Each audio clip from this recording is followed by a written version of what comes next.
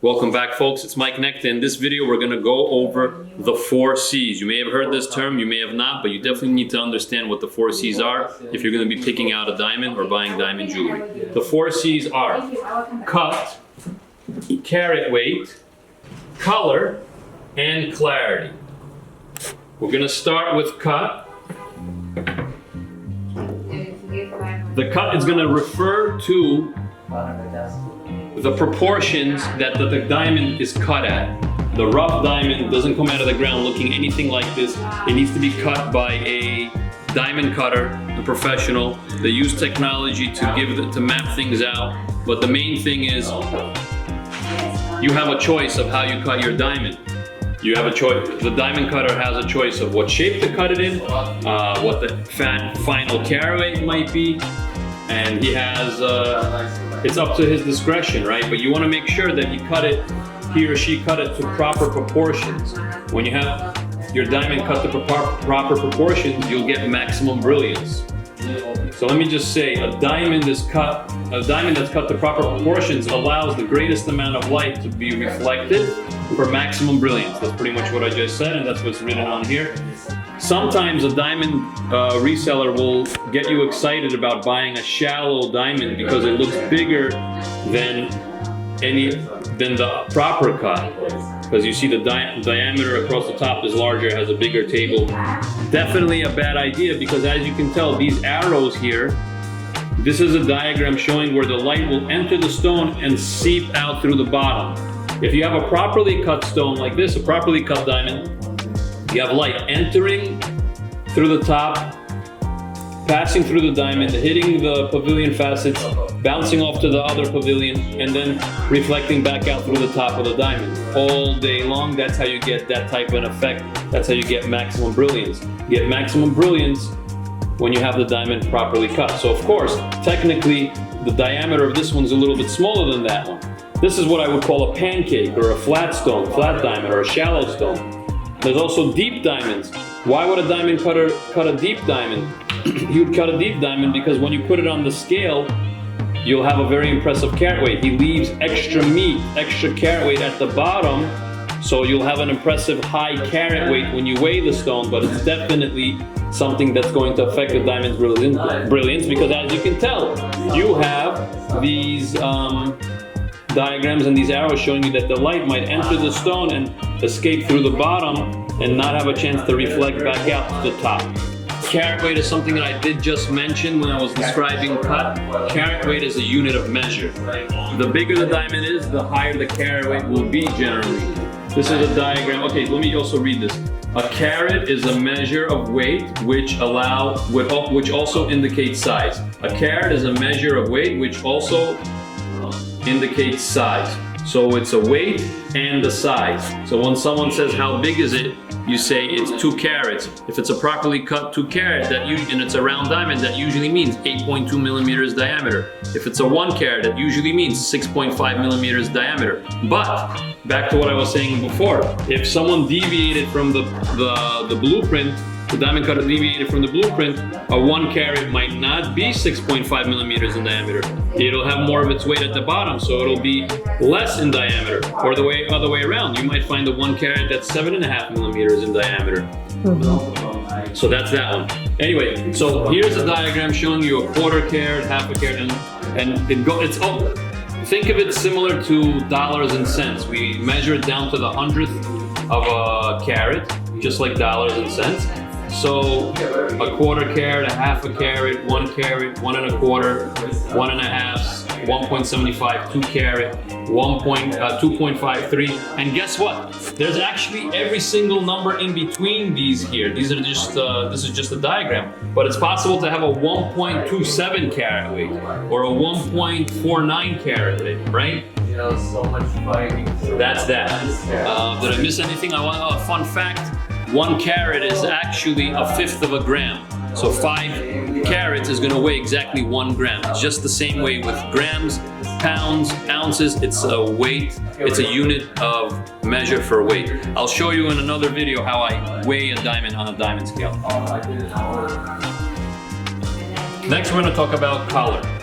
As you can tell in this diagram, You see some color in there, a little bit yellow, a little bit white, but that's basically the diamond. This is the easiest way for me to explain color. Think of stained glass. Think of a beer bottle. Sometimes they're green or brown, right? And then compare that to a window or your windshield at your car which has probably no color, maybe a tint. Basically, diamonds are found with a range of colors from light yellow or brown through to the rarest, which have no color at all. So it's referring to some fancy color diamonds, and it's also mentioning, actually it's not mentioning anything about fancy color diamonds in this diagram, but what it is talking about, it's saying that the rarest of them all are the ones that have no color. That would be these, the D, E, and F, which are categorized as the colorless diamonds. Basically, there's a scale.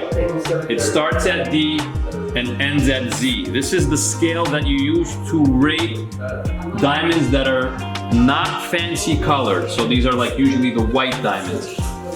So D, E, and F are going to be colorless. So basically, depending on how colorless the diamond is, that's how you know what the color is. And you should be using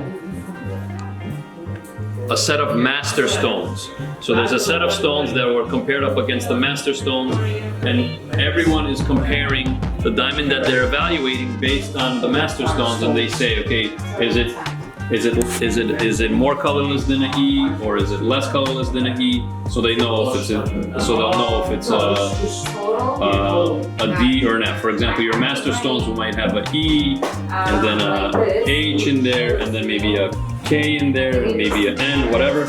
So you compare it up against it. You say, does it match the E? Is it lighter than the E? Does it have more color than the E? Does it have less color than the E? And that's how you would say. That's if I see my stone and it's compared up against the E and it looks even more colorless, then I know it's a D. How would I grade that color? I would grade that color looking at the diamond upside down on a white piece of paper or right side up. So the groups are categorized from colorless to near colorless. Near colorless is G, H, I, and J. This is where you draw the line. After J, if you look at the stone from the top, you're going to pick up some color. You're gonna start seeing color after J when you look at it from the top. So KLM, it's already called faint yellow. And then there's N through R, it's going to be very light yellow. These usually we don't really get involved with. Very rarely do you find the ST color, which is yellow, light yellow. Most people are looking at stones D, E, F, G, H, I, J, K, maybe L.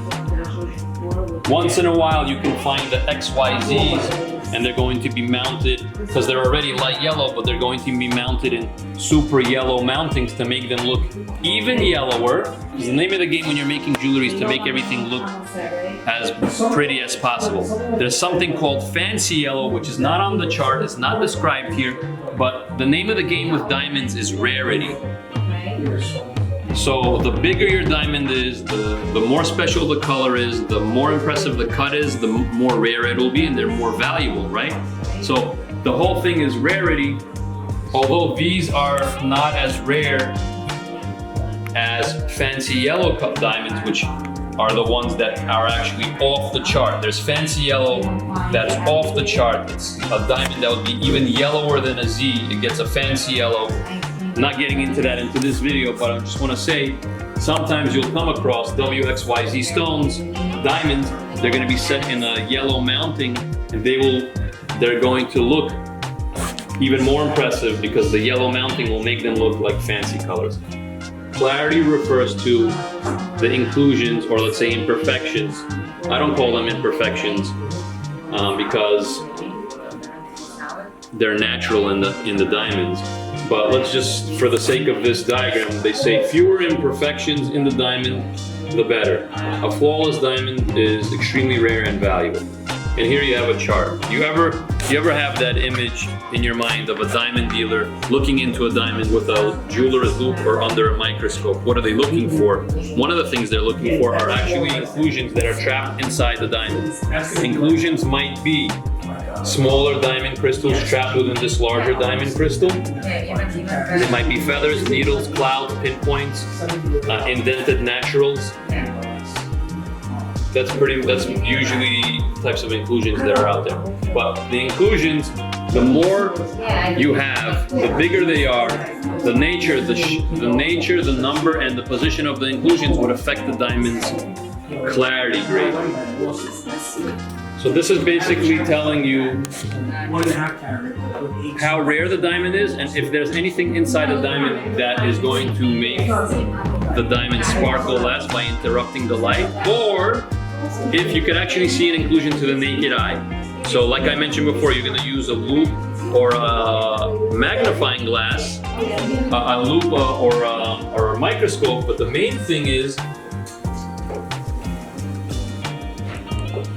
are the inclusions visible to the naked eye? Because if they are visible to the naked eye, it has to be this category right here, and you can see it's messier. I got a lot more happening in it. I1, I2, I3, which represents included or imperfect, which are eye visible inclusions. If you don't see visible inclusions to the eye, but you see them somewhat easily when you're using your loupe or your microscope, that's probably an SI, and that's broken up into 1 or 2 small inclusions. Then there's something even more rare, more special, more clear. That's called VS, and that's broken up into 1 and 2. You're using a jeweler's loupe. If you do see an inclusion, it's gonna be pretty minor or very small. You go even more rare, and then that's the VVS 1 and 2, very, very small inclusions. The trained gemologist will look at this for probably, with a loupe, probably a half hour. He'll have a very hard time finding something, and it'll be something really small, super microscopic. With a microscope, when you're sitting down with the proper lighting conditions, he's probably gonna be able to differentiate. But a VVS is very close to being flawless, which is this category here. And there's something you need to know about. There's 2 terms here. There's flawless and there's internally flawless, which kind of mean the same thing, except for one. When you have IF, internally flawless, the whole inside of the stone is completely clear under 10 power magnification, which is very important to know. That's the industry standard. We're always grading our diamond for clarity under 10 power magnification. Because if you look at the same diamond under 15 power magnification, the same diamond that was considered internally flawless or flawless under 10 power magnification might not look flawless or internally flawless at a higher magnification like 20x or 30x. So the industry standard is, what does the diamond look like under 10x? 10 power magnification. So an internally flawless diamond has nothing happening on the inside, but it may have some minor surface blemishes. And blemishes is a key word, because blemishes refers to marks that are on the exterior of the stone, on the surface. They're still gonna be so small, you're not gonna see them to the naked eye, but they are there. And then there's something called flawless, which is so amazing that it doesn't have anything inside, just like flawless, and not even external blemishes. Usually the external blemishes are called naturals. And naturals are a piece of the diamond's rough skin that's left on the diamond, mainly because if they would have cut them out, the diamond's diameter would shrink by a significant amount and the whole diamond would lose carat weight and look smaller. So they leave them, and they're usually contained within the girdle that will internally falls. But imagine even having no naturals, which are pieces of the diamond's natural rough skin that's left on the surface in this area. Usually this is the girdle. It's good that I have this diagram when I'm talking about the girdle. Anyway, that's the 4 C's, that's the basic rundown. If you have any more questions, put it in the comments section. I'll try to answer you. But if you want something real quick, you just call me 212-921-4647. This is what I do, folks. Diamonds are my thing. I'm a graduate of the Gemological Institute of America, which is the Harvard equivalent when it comes to jewelry and diamonds. Pick my brain. I'm very happy to answer questions and help people and guide people.